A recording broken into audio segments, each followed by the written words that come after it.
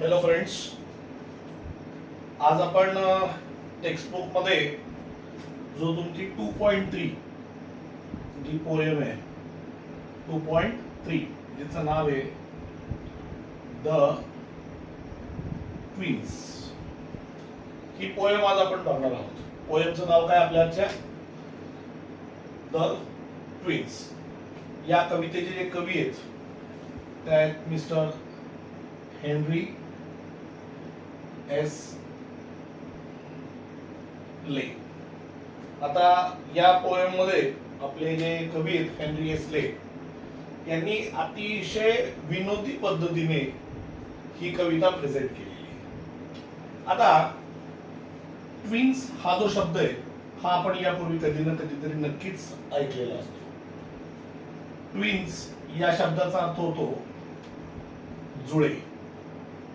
आता जुळे हे आपण आपल्या शाळेमध्ये आपल्या रिलेशन्स मध्ये पाहतो. हे जुळे म्हणजे कोण? तर दोन भाऊ किंवा दोन सिस्टर्स किंवा अल्टरनेट सुद्धा असू शकते, एक भाऊ एक बहीण सुद्धा असू शकतं. अशा प्रकारचे भाऊ बहिणींची जोडी जी एकाच वेळेला जन्माला आलेली आहे, एकाच दिवशी एकाच वेळेला अवघ्या काही मिनिटांच्या अंतरावरती जन्माला आलेली ही जी काही जोडी असते, जे काही बाळ असतात यांना आपण ट्विन्स म्हणतो. दोन ट्विन्स म्हणजे दोन. आता मी आता सांगितल्याप्रमाणे ते दोन भाऊ असू शकतात, दोन बहिणी असू शकतात, एक भाऊ एक बहीण असू शकते, कसंही असू शकतं. म्हणजे असं नाहीये की दोन आहेत म्हणजे दोन्ही बहिणीचे दोन्ही भाऊचे, असं नाहीये. भाऊ बहीण सुद्धा आपण आपल्याला समाजामध्ये पाहण्यामध्ये मिळतात. म्हणजे भाऊ बहीण सुद्धा या ठिकाणी असू शकतात, असं काही नाहीये की एकच पाहिजे. आता जुळे यांचं वैशिष्ट्य काय असतं? दिसायला एकसारखे, कधी कधी त्यांच्यामध्ये बदल होतो खाण्यापिण्याच्या सवयींवरती, स्वभावामुळे, थोड्याफार हार्मोन्स मध्ये काहीतरी थोडाफार मायनर चेंज होतो. त्याच्यामुळे बऱ्याच गोष्टी असतात. ते बायोलॉजिकल टर्म्स आहेत, सगळ्या बायोलॉजिकल गोष्टी आहेत, आपल्याला त्या सायन्स मध्ये सगळ्या शिकायला मिळतील. पण या सगळ्या गोष्टी आपल्याला त्या ठिकाणी पाहायला मिळतात. मग ट्विन्स जे असतात हे जेव्हा एक सारखे दिसतात तर त्यांच्या एक सारखे दिसल्यामुळे समाजामध्ये, त्यांच्या जीवनामध्ये, कुटुंबामध्ये निर्मित होणाऱ्या ज्या काय अडचणी आहेत, या अडचणी काय असतात किंवा या कशा पद्धतीने तयार होतात याचं एक एक्झॅगरेशन केलेलं आहे. एक्झॅगरेशनचा अर्थ काय होतो? थोडं वाढवून सांगणे. एवढे प्रॉब्लेम जे इथं मांडलेले आहेत ते कधीच शक्य नाहीत. म्हणजे सामान्य जीवनामध्ये किंवा आपल्या रेग्युलर लाईफ मध्ये ह्या अडचणी शक्य नाहीत. कारण ह्या फारच उच्च स्तराच्या अडचणी सांगितलेल्या आहेत. तेवढ्या उच्च स्तराच्या अडचणी समाजामध्ये आजच्या या आधुनिक युगामध्ये किंवा नॉर्मली सुद्धा शक्य नाही. आपण बरेचसे या धर्तीवरती किंवा या प्रकारचे चित्रपटही पाहतो. याच्या भरपूरशा सिरीज आणि याचे अशा भरपूरचे चित्रपट सुद्धा तयार झालेले. जुन्या काळामध्ये एक चित्रपट होता, त्याचं नाव होतं सीतावर गीता. त्याच्यानंतर मला वाटतं श्रीदेवीचा पण एक पिक्चर होता, त्याचं नाव मला आठवत नाहीये, तर तो एक होता. त्याच्यानंतर आता मला वाटतं सलमानचा एक आला होता. त्याच्यानंतर वरुण धवनचा एक आता मध्ये आला होता, जुडवा 2 वगैरे काहीतरी. मला वाटतं पहिल्या जुडवामध्ये सलमान खान होते आणि दुसऱ्या ह्याच्यामध्ये वरुण धवन आहे, असे काहीतरी आहेत. त्याच्यामध्ये सुद्धा काही एक्झॅगरेटेड, शेवटी तो चित्रपट आहे, एक्झॅगरेट नाही केला तर चालणार कसं? एक्झॅगरेट तर करण्याची गरज आहे, एक्झॅगरेट करण्याची आवश्यकता आहे. त्याच्याशिवाय चित्रपट चालणार नाही, त्याच्याशिवाय आपलं मनोरंजन होणार नाही. मग आपलं मनोरंजन करण्यासाठी किंवा आपल्यासाठी त्या लोकांनी ते एक्झॅगरेशन केलेलं असतं. चित्रपटात जे एक्झॅगरेशन दाखवतात, चित्रपटात जे लेवल दाखवतात जुळ्यापणाची किंवा त्यांच्या त्या अडचणींची, ती अडचण नॉर्मल समाजामध्ये आपल्याला पाहायला मिळत नाही. मी माझ्या या शैक्षणिक याच्यामध्ये करिअरमध्ये सुद्धा माझे भरपूरसे विद्यार्थी असे पाहिले जे जुळे होते. दोन्ही पाहिले, जुळे भाऊ पाहिले, जुळ्या बहिणी पाहिल्या, बहीण भाऊ पाहिले. पण एवढं साम्य किंवा एवढ्या लेवलचे प्रॉब्लेम मात्र कधी नाही पाहिले. मागच्या वर्षी सुद्धा माझ्याकडे एक होते, दोन बहिणी होत्या. त्या दिसायला मात्र सेम होत्या, अगदी सेम. मला तर त्यांचा कधीच फरक कळला नाही.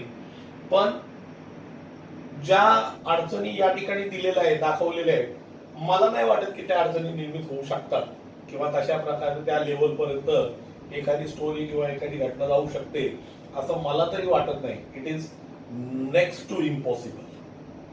It is next to impossible म्हणजे तुम्ही त्या गोष्टीची कल्पना सुद्धा करू शकत नाही अशा प्रकारे. तर आज आपण द ट्विन्स ही जी पोयम आहे ही आपण बघणार आहे. या पोयम मध्ये सुद्धा मी तुम्हाला पहिल्यांदाच सांगितलं होतं की प्रत्येक धड्यामध्ये, प्रत्येक कवितेमध्ये काही चांगले शब्द, काही चांगल्या वाक्यरचना आपल्याला पाहायला मिळतील आणि त्याची जी त्याचं प्रत्यय जे आहे ते आपल्याला या कवितेत सुद्धा येणार आहे. The twins. आता आपण पोयम पाहायला सुरुवात करूया. The twins, page number 57.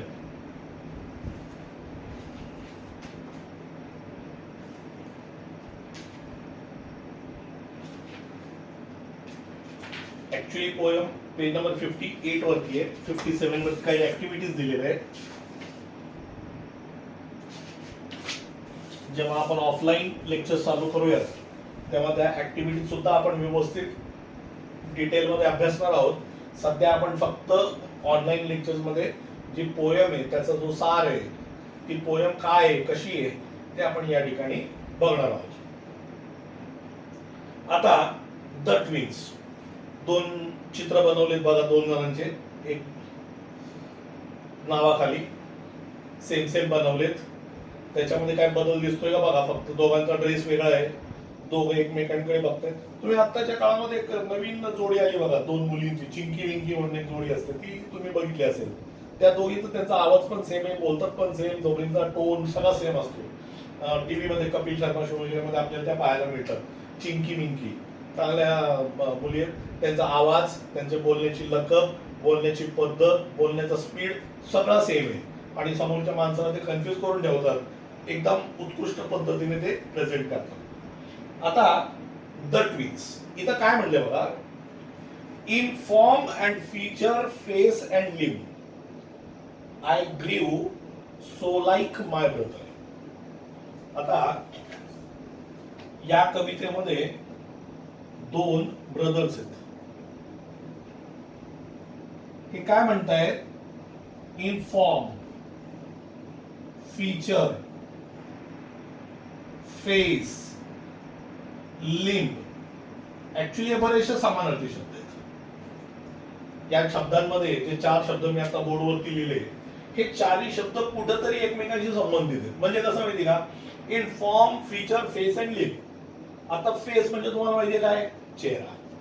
लिंब म्हणजे काय, चेहऱ्यातील अवयव म्हणजे नाक, डोळे, कान, हे सगळं याला म्हणतो आपण लिम्ब्स. फीचर म्हणजे काय, हावभाव किंवा परत चेहऱ्याच्या मुद्रा. फॉर्म, शरीर यष्टी. फॉर्म म्हणजे शरीर यष्टी. फीचर म्हणजे चेहऱ्याच्या मुद्रा किंवा चेहऱ्याची आखणी. फेस, परत चेहरा आला, परत आला काय, लिंब. लिंब म्हणजे नाक, डोळे, कान, हे सगळे जे काय आपले अवयव आहेत या सगळ्यांना या ठिकाणी काय म्हणले, लिंब म्हणले. तर पहिल्या लाईन मध्ये कवी जे हेनरी एसले काय म्हणतात की in form and feature, face and limb I grew so like my brother. मी कोणासारखा झालो, माझ्या भावासारखा झालो. I grew so like my brother, मी माझ्या भावासारखाच झालो. I grew so like my brother that folks got taking me for him and each for one another. आता या ठिकाणी आपण दोन नावं लिहिणार आहे. एकाचं नाव आहे ए, एकाचं नाव आहे बी. आता आपण अशी कल्पना करूया की हे आपले कवी आहेत. ए आपले कोण आहेत, कवी आहेत, ज्यांचं नाव काय, हेनरी एसले, असं आपण सध्या कल्पना करायची. ए काय म्हणतात, in form and feature, face and limb, या सगळ्या गोष्टींमध्ये I grew so like my brother, मी कोणासारखा झालो, माझ्या भावासारखा झालो, म्हणजे बी सारखा झालो. म्हणजे in form and feature, face and limb I grew so like my brother, मी माझ्या भावासारखाच झालो. That folks got taking me for him and for each another. आता इथे एक नवीन शब्द आलेला आहे बघा, फोक. या ठिकाणी फोक म्हणजे लोक, सभोवतालची लोक. आता जेव्हा लोकनृत्य वगैरे आपण म्हणतो ना, त्याला आपण म्हणतो फोक डान्स. डान्सचा प्रकार असतो ना फोक डान्स, लोकनृत्य, हा शब्द तिथं फोक डान्स. तर म्हणे की आम्ही दोघे इतके सारखे होतो, आमच्या दोघांच्या सारखेपणामध्ये म्हणे लोक मला तो आणि त्याला मी समजू लागले. म्हणजे लोकांची अवस्था काय होती, ते ए ला बी आणि बी ला ए असं ते समजू लागले. That folks got taking me for him and each for one another. It puzzled all our kith and kin. Kith and kin. Kith and kin चा अर्थ होतो मित्र आणि नातेवाईक. Kith and kin चा अर्थ काय होतो, मित्र आणि नातेवाईक. म्हणे की आम्ही एवढे सारखे होतो की आमच्या सभोवतालची लोक, आमचे मित्र, आमचे नातेवाईक ए ला बी आणि बी ला ए समजू लागले. लोकांना फरकच कळत नव्हता ए कुठला आणि बी कुठला. म्हणे in form and feature, face and limb I grew so like my brother that folks got taking me for him for each another. It puzzled, puzzled म्हणजे गोंधळून टाकणे, कन्फ्यूज करणे. इट पझल्ड ऑल आवर किथ अँड किन. सगळे मित्र, सगळे नातेवाईक, सगळेच गोंधळले. It reached a fearful pitch. आणि ही जी अवस्था होती ती एका फिअरफुल पिच वरती जाऊन पोहोचली. मित्रांनो, इथे एक शब्द आलाय बघा, मी तुम्हाला आठवण करून देतो. पिच.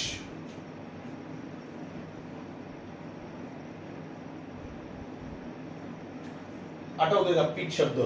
या वर्षातच पाहिलाय आपण, कुठल्या धड्यात किंवा कवितेत पाहिलाय, आठवते काय? An encounter of a special kind. त्याच्यामध्ये मला म्हणलंय की ती कुत्री जी बुनकर होती त्यांनी सुद्धा आपला पिच वाढवला. म्हणजे त्यांनी सुद्धा आपला सूर वाढवला, त्यांनी आपला आवाज वाढवला, त्यांनी आपला रोष, आपला राग त्यांनी वाढवला. त्याला पिच म्हणतात. क्रिकेटमध्ये पिच असतो, म्युझिक मध्ये पिच असतो, जे म्युझिकचे कॉर्ड्स असतात त्याला आपण पिच म्हणतात.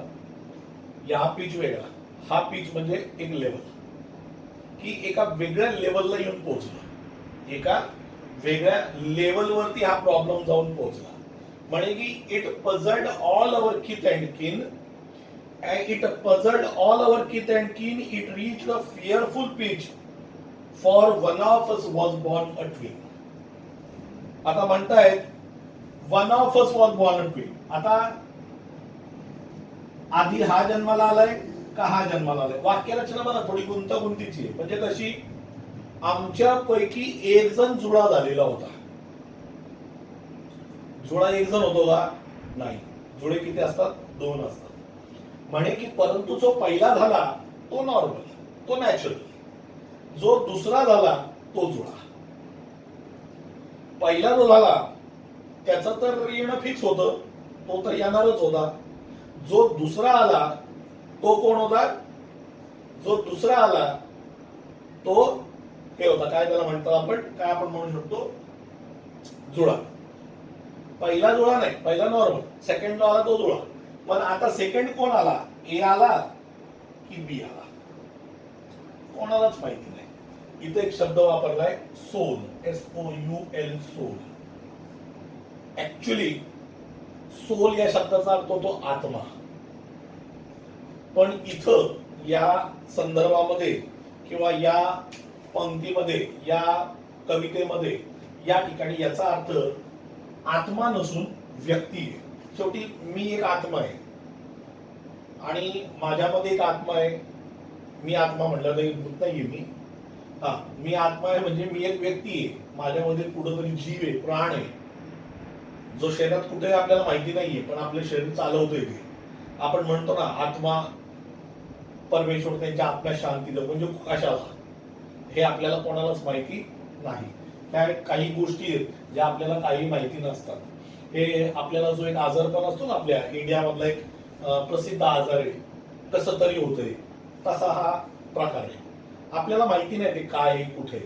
आपल्याला त्या दिवशी शाळेत जायचं नसतं, क्लासला यायचं नसतं, किंवा एखादी गोष्ट करायची नसली की आपण म्हणतो घरच्यांना काय माहिती कसं तरीच होते.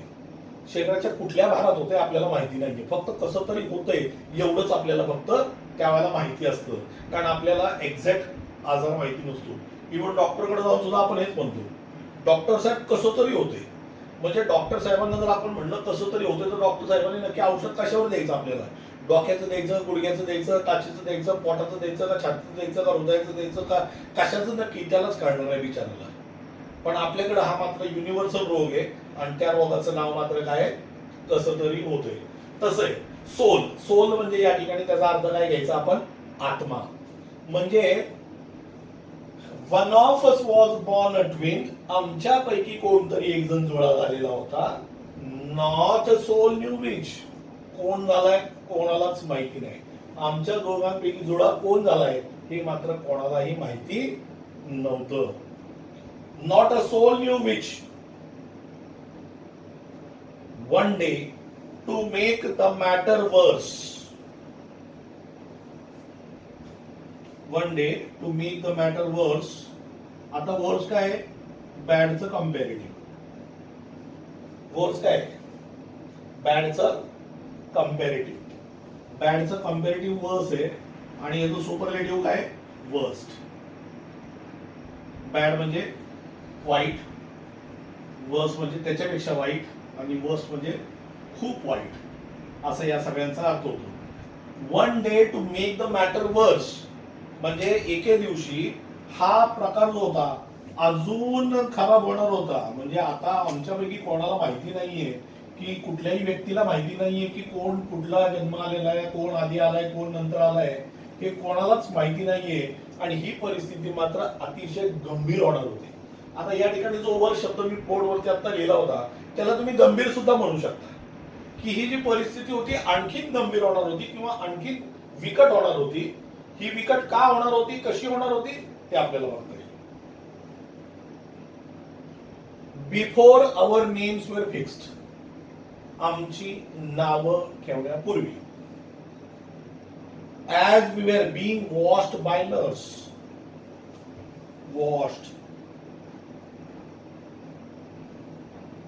वॉश म्हणजे अंघोळ घालणे. वॉशचा अर्थ काय होतो? अंघोळ घालणे.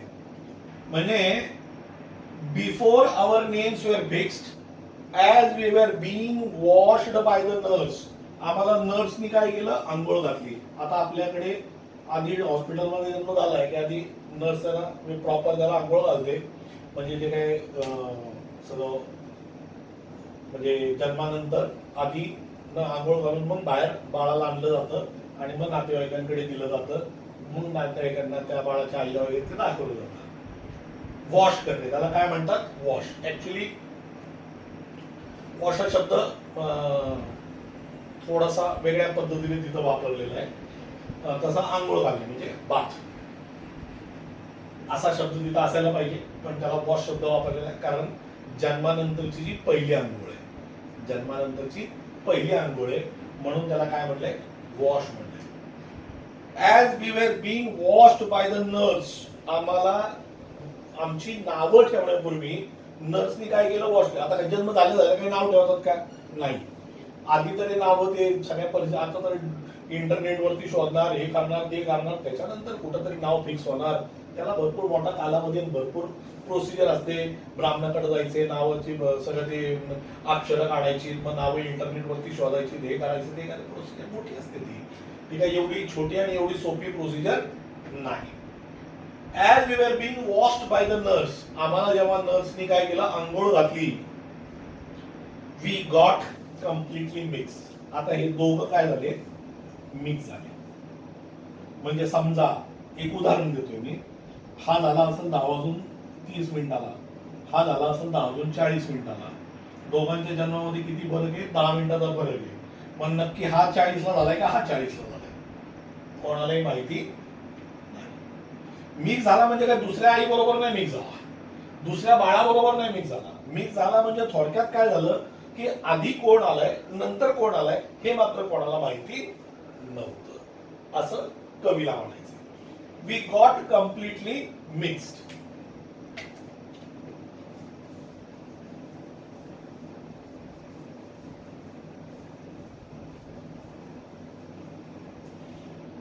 ठीक आहे. पुन्हा आपण इथं ए आणि बी लिहूयात.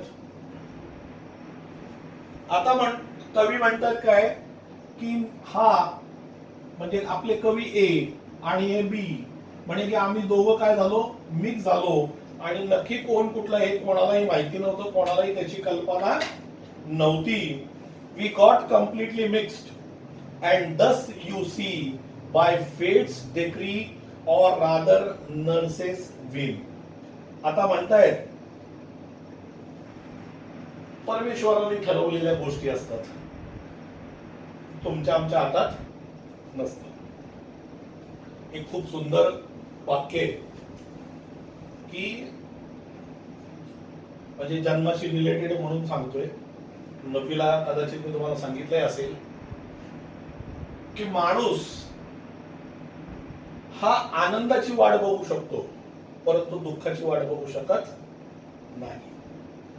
आनंदाची वाट बघू शकतो म्हणजे आणि दुःखाची वाट बघू शकत नाही याचा अर्थ माणूस कधी मरणार आहे हे 9 सेकंद आधी सुद्धा आपल्याला माहिती नसतं.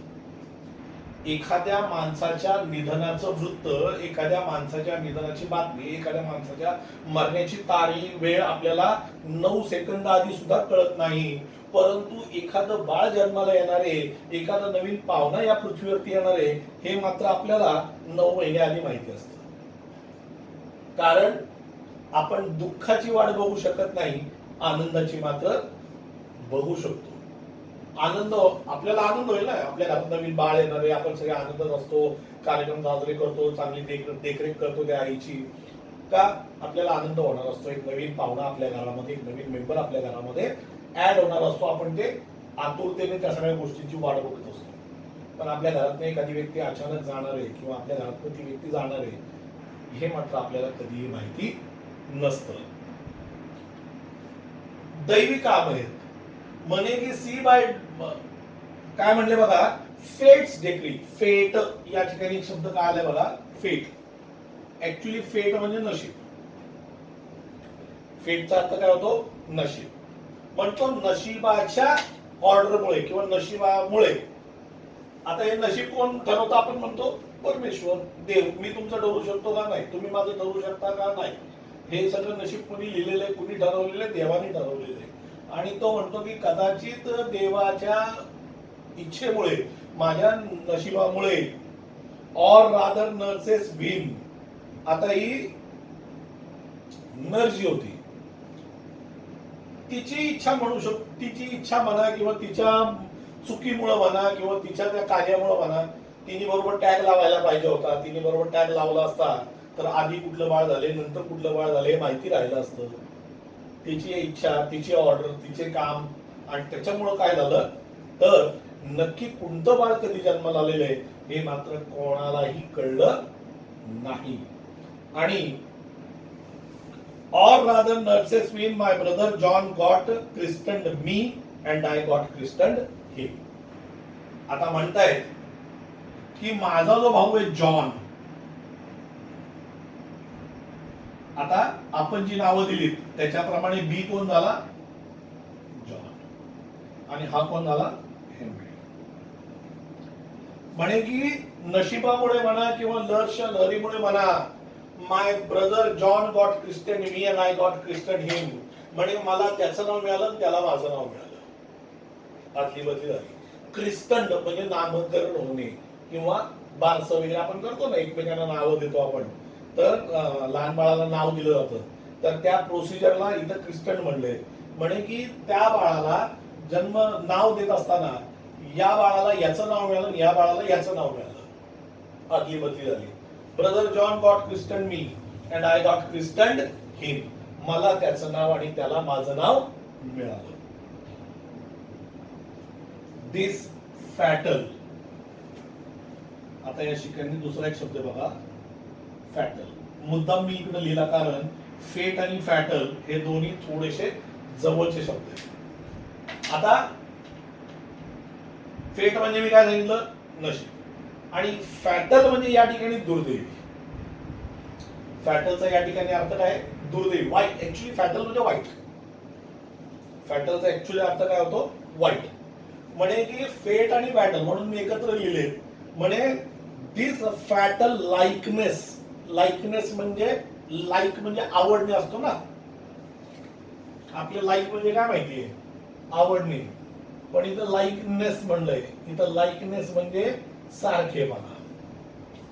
आपण म्हणतो ना युअर शर्ट इज लाईक मी, म्हणजे तुझा शर्ट माझ्यासारखा आहे. इथं लाईक म्हणजे आवडणे नाही, इथं लाईक म्हणजे सारखं असणे, सेम असणे. तर म्हणे this fatal likeness ever dogged my footsteps when at school. डॉग्ड.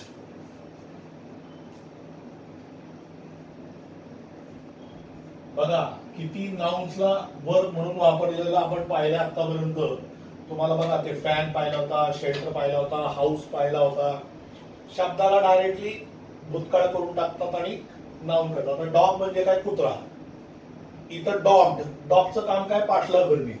इथं काय म्हणले, आवर लाईकने डॉग्ड माय फुटस्टेप्स, म्हणजे माझे जे पावलांचे ठसे होते किंवा माझ्या मागे मागे आमचा लाईकनेस शाळेत सुद्धा पोहोचला.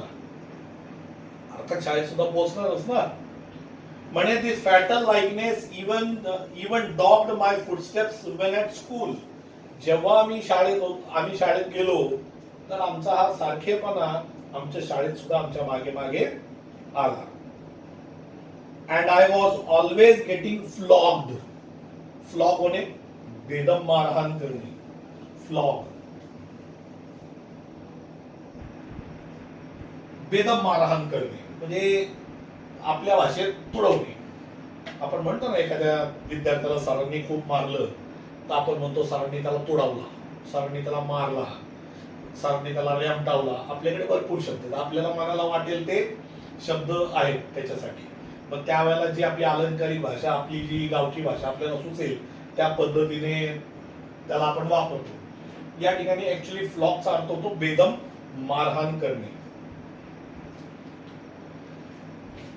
And I was always getting flogged for John turned out a fool. आता या ठिकाणी फॉर शब्द वापरलाय. फॉर म्हणजे या ठिकाणी बिकॉज. फॉरचा अर्थ या ठिकाणी काय, बिकॉज. म्हणजे जॉननी चूक केली, हेनरीला रट्टे बसायचे. चूक कोण करायचा, जॉन. रट्टे कोण खायचा, हेनरी. ठरलेलं होतं. म्हणे की मला बेदम मारहाण व्हायची जेव्हा काय व्हायचं, जॉन एखादी चूक करायचा. म्हणे my footsteps when at school for when and I was always getting flogged when for John turned out a fool. आता पुढचं वाक्य जरा खूप कन्फ्युजिंग आहे, जरा नीट ऐका. एकदा वाचा तुम्ही.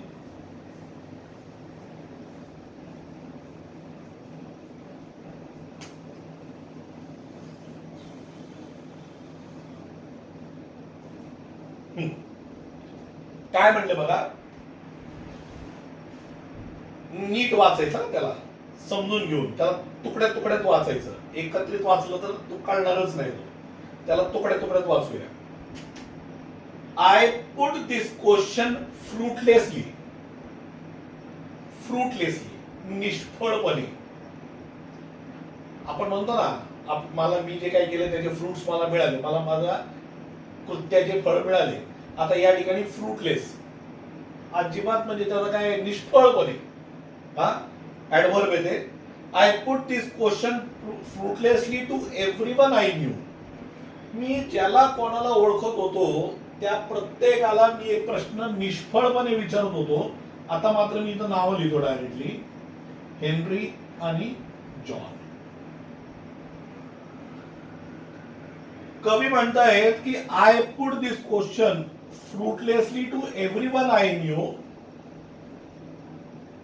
What would you do if you were me to prove you were you. नीट ऐका काय म्हणलंय. हेनरी म्हणतायत, समजा आता हेनरी, समजा एखाद्या माणसाला प्रश्न विचारतायत, ज्याचं नाव आपण समजूया एलेक्स आहे. हेनरी एलेक्सला काय म्हणतायत की एलेक्स, समजा तू हेनरी असतास म्हणजे समजा तू माझ्या जागी असतास, तू समजा हेनरी असतास, तर तू हेनरी आहेस, तू जॉन नाहीस हे सिद्ध करण्यासाठी तू काय केलं असतं? कळतंय का मी काय म्हणतोय? हेनरी अलेक्सला म्हणतोय की जर तू माझ्या जागी असतास, म्हणजे थोडक्यात तू जर हेनरी असतास, जॉन आणि हेनरी मधला तू जर हेनरी असतास आणि तुला हे सिद्ध करायचंय की तू हेनरी आहेस, तू जॉन नाहीस, तू काय केलं असतं? माझं म्हणण्याचा अर्थ काय, थोडक्यात समजा आता शाळेमध्ये सरांनी याला हाणायला सुरुवात केली की तू तो लॅबोरेटरी मधला बल्ब का फोडला? हेनरीला सांगता आलं पाहिजे, अहो सर मी हेनरी आहे, जॉन तो आहे, त्यांनी फोडलाय, त्याला मारा. त्याला ते करता येत नव्हतं. हे कसं करावं, ह्या गोष्टीची काय प्रोसिजर आहे, काय करू हेच त्याला सुचत नव्हतं. आणि म्हणून तो म्हणतो की आय पुट दिस क्वेश्चन फ्रुटलेसली, निष्फळपणे. हे एलेक्स कडे काही उत्तरच नाही. एलेक्स माझं नाही बाबा, काय सांगतात ते बुवा, काय नाही. त्यानंतर सेंटाला विचारलं, त्यानंतर XYZ विचारलं, त्यांनी 10 लोकांना विचारलं, 50 लोकांना विचारलं, प्रत्येक मित्राला, प्रत्येक नातेवाईकाला, ज्याला ज्याला तो ओळखत होता प्रत्येकाला विचारत होता, अरे बाबा तू जर माझ्या जागी असतास तर तू आहेस, तू हेनरी जॉन नाहीस हे सिद्ध करण्यासाठी तू काय केलं असतं, नक्की काय केलं असतं मला ते तरी सांग, म्हणजे मला ते करता येईल. आणि हे जे काही संकट उद्भवत आहेत माझ्या जीवनामध्ये, हे जे मला बेदम मारहाण होतीये किंवा मला जो प्रॉब्लेम होतोय, ह्या प्रॉब्लेम पासून माझी काय होईल, सुटका होईल, मला यातनं सुटता येईल, मला यातनं वाचता येईल, यासाठी काय करू तू मला सांग. पण कोणाकडेही त्या गोष्टीचं, त्या संदर्भातलं एकही उत्तर कोणाकडेही नव्हतं. कुणीही काही करू शकत नव्हतं. कोणी त्याला ते सोल्युशन देऊ शकलं नाही की तू असं कर म्हणजे तू वाचशील, म्हणजे नाही तर तू असं सिद्ध कर, तुला एक काम करता येईल, असं असं करता येईल, हे कर नाही. म्हणजे या सगळ्या प्रोसिजर मध्ये त्याला काहीही करता आलं नाही. I put this question fruitlessly to everyone I knew. What would you do if you were me to prove you were you? म्हणजे त्याचं ते निष्फळ गेलं की त्याला त्याचं उत्तर मिळालं नाही, त्याला ती गोष्ट करता आली नाही. आता पुढे म्हणलंय, our close resemblance turned the tide of my domestic life. Close.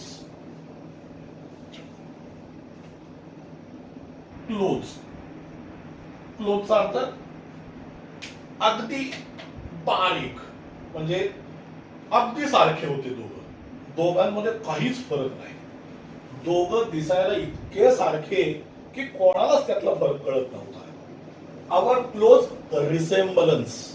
रिसेम्बलन्सचा अर्थ सुद्धा काय होतो, सारखेपणा. म्हणजे आमच्या दोघांमधला जो एकदम क्लोज, एकदम सारखेपणा होता,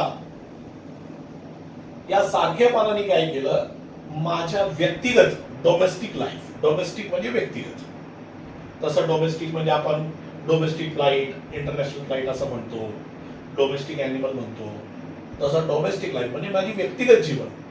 म्हणे की our close resemblance turn the tide of my domestic life. आमचा जो काय हा एकदम जवळचा सारखेपणा होता, या सारखेपणाने काय केलं, माझ्या व्यक्तिगत जीवनामध्ये सुद्धा बदल घडवून आणला. त्यांनी त्याच्यात सुद्धा बदल नाही, फक्त टर्न द टाइड म्हणले. टाइड, टाइड या शब्दाचा अर्थ काय होतो, समुद्रामध्ये याला भरती येते ना, त्या समुद्रातल्या भरतीला आपण टाइड म्हणतो. टाइड शब्द सुद्धा आपण पाहिला होता त्या ठिकाणी, आणि मी त्यावेळेला तुम्हाला सांगितलं होतं टाइडचा अर्थ काय होतो. एन एन्काउंटर मध्ये टाइड शब्द सुद्धा मी तुम्हाला त्या ठिकाणी सांगितला होता.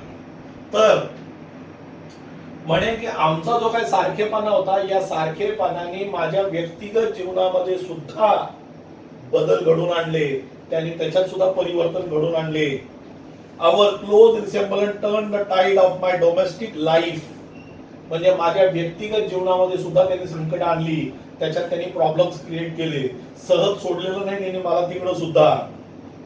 फॉर समहाव, कसं तरी, कसं झालं मलाच नाही कळलं, काय झालं मलाच नाही कळलं, फक्त मलाच नाही कोणालाच नाही कळलं, कारण त्याचं उत्तर कुणीच देऊ शकत नाही. म्हणजे काय झालं, कसं झालं, काय घडलं, कसं घडलं कोणालाही माहिती नाही. म्हणे for somehow my intended bride, intended म्हणजे नियोजित, इंटेंडेडचा अर्थ काय होतो? नियोजित. ऍक्च्युली इंटेंडचा अर्थ एक उद्देश पण होतो. I don't intend to hurt you, मला तुला दुखवणे हा माझा उद्देश नव्हता. इंटेंडचा अर्थ उद्देश पण होतो. या ठिकाणी इंटेंडेड ब्राईड, इंटेंडेड ब्राईड म्हणजे माझी होणारी वधू. आपण परवा त्या the boy who broke the bank मध्ये नवरदेवाचा शब्द पाहिला होता, ब्राईड ग्रूम किंवा फक्त ग्रूम, आठवते का? तसा ग्रूम. आणि इथे शब्द आता आपण आज काय पाहतोय? ब्राईड. ब्राईडचा अर्थ होतो वधू आणि ग्रूमचा अर्थ होतो नवरा. आणि या ऍक्च्युली या दोघांना मिळून नवरदेव असं म्हणतात. म्हणजे नवरदेव म्हणतात, नवरी हा एकच शब्द आहे आणि नवरदेव असे दोन शब्द मिळून तयार होतो. तर तसं ब्राईड ग्रूम म्हणजे नवरदेव असा तो शब्द तयार केला जातो. म्हणे माय इंटेंडेड ब्राईड, माझी नियोजित वधू जी होती, म्हणजे अशी मुलगी ज्या मुलीवर माझं लग्न ठरलेलं होतं. म्हणजे समजा मारिया नावाची एक मुलगी होती आणि या मारिया नावाच्या मुलीचं लग्न कोणावर ठरलं होतं? हेनरी बरोबर ठरलेलं होतं. लग्न ठरलं हेनरी बरोबर, पण लग्न झालं जॉन बरोबर. आणि म्हणून तो म्हणतो काय की या आमच्या या सारखेपणाने काय केलं तर माझ्या व्यक्तिगत जीवनामध्ये सुद्धा मोठे संकट घडून आणलं, मोठी संकट ओढून आणली.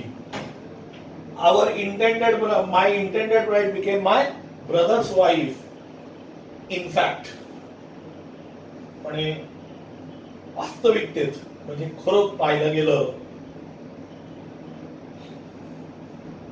year after year the same absurd mistakes went on. Absurd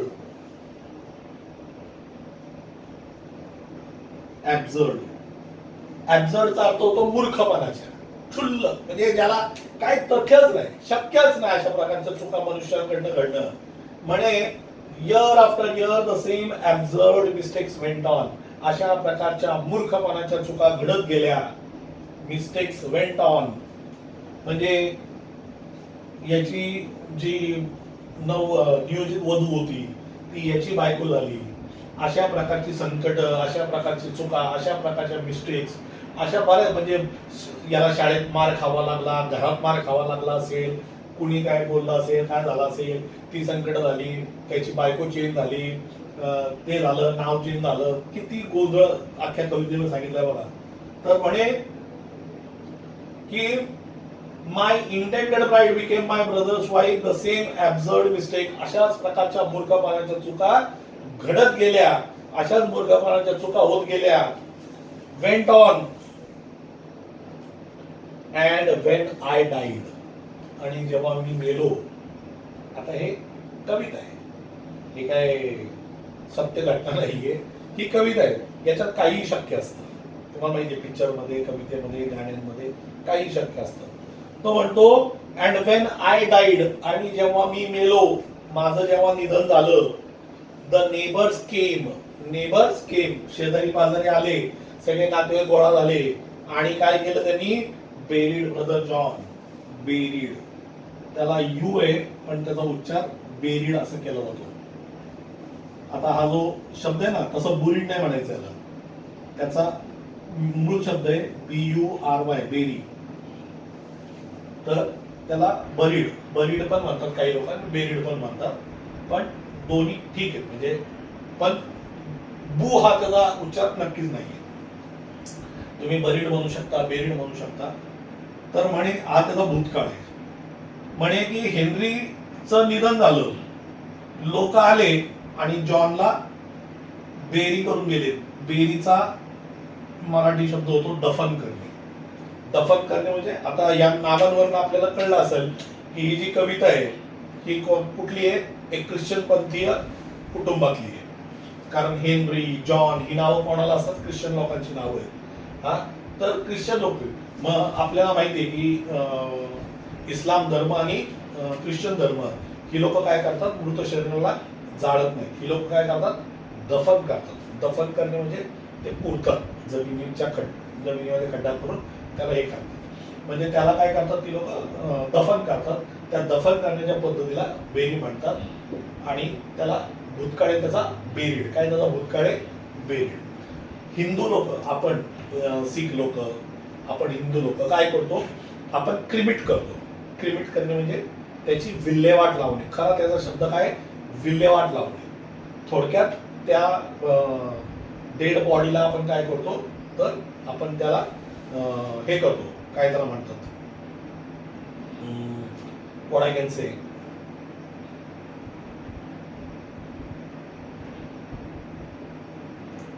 म्हणजे त्याची विल्हेवाट लावली म्हणजे आपण जाळतो ना, जाळून आपण त्याला संपुष्टात आणतो, तर त्याला म्हणून म्हणतात. आता जिथं ही लोक त्याला दफन करतात त्याला ग्रेव्हयार्ड म्हणतात.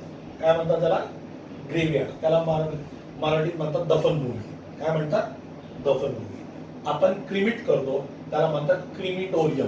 काय म्हणतात त्याला, क्रिमिटोरियम. क्रिमिटोरियम असा त्याचा शब्द आहे. ते क्रिमिटोरियम म्हणजे थोडक्यात एखादी डेड बॉडी जी असते त्याला विल्हेवाट लावणे. म्हणे की when I died the neighbours came and buried brother John. शेजारी मी मेलो, शेजारी पाजारी आले आणि जॉनला पुरून गेले. आता हे किती मोठं म्हणजे एक्झॅगरेशन आहे तुम्ही समजू शकता. असं घडू शकतं कधी नाही. याच्यापूर्वी जे सांगितलं की ह्याचे लग्न नियोजित होत येईल असं होऊ शकतं कधी नाही. म्हणजे या सगळ्या गोष्टी शक्य नाहीयेत, पण कवीने या ठिकाणी तशी कल्पना केलेली आहे की अशा अशा पद्धतीचे संकट त्याच्या जीवनामध्ये घडलेली आहेत असं त्यांनी सांगितलंय. आता ही जी पोयम आहे, या पोयम मध्ये तुम्हाला एक होमवर्क आज मी देणार आहे, छोटासा, एक 5 मिनिटाचा होमवर्क फक्त, की काय काय बदल झाले दोघांमध्ये, काय काय प्रॉब्लेम झाले हे फक्त तुम्हाला लिहून ठेवायचे एका वहीमध्ये. मग जेव्हा आपण ऑफलाईन लेक्चर सुरू करू, आपण क्लासमध्ये भेटू, तेव्हा आपण ते पाहूयात की तुम्ही बरोबर लिहिलेत की नाही. काय काय प्रॉब्लेम घडले दोघांमध्ये, जसे नावांमधले बरं घडले, ते मेल्यानंतर दफन करणे झालं, त्याच्यानंतर त्यांची वधू बदलले. आता सगळ्यांनी सांगितलं पण तुम्ही डोकं काय चालवणार. मग अशा प्रकारचे जे बदल आहेत किंवा या सगळ्या गोष्टी आहेत, या तुम्हाला प्रॉपर एका सिस्टमॅटिक पद्धतीने वहीमध्ये लिहून काढायचं. या कवितेचे कवी कोण होते, हेनरी एस ले. ठीक आहे. Thank you friends.